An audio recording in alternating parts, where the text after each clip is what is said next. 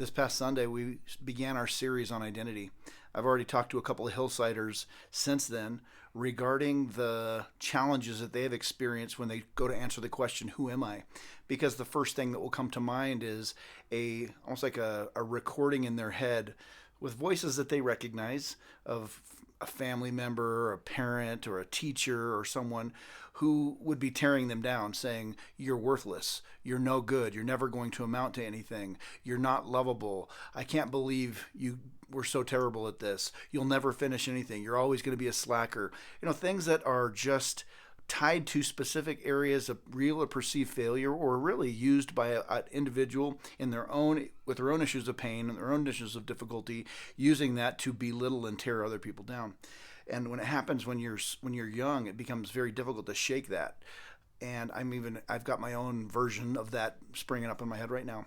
And I think one of the things that I have found to be so encouraging over the years as I've approached answering the question, "Who am I?" is recognizing that I've been made, and we have been made in the image of Christ. Genesis chapters 1 and 2 talks about creation of humanity, and that God says, "Let us make man and woman in our image." And as such, we bear in our bodies and in our lives, our very consciousness, the spark that comes from God. And we reflect him. And as such, we are worthwhile. We are lovable. We are worth redeeming.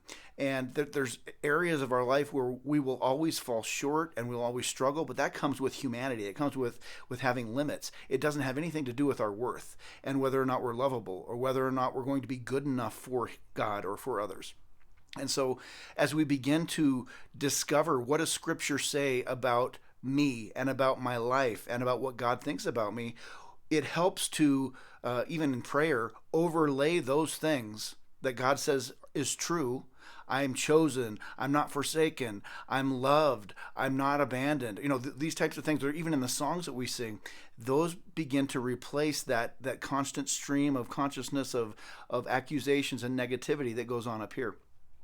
And it allows us to begin to really embrace the idea of who God says that I am, and actually believing that and beginning to function from that instead of from the script that's bad and negative about us.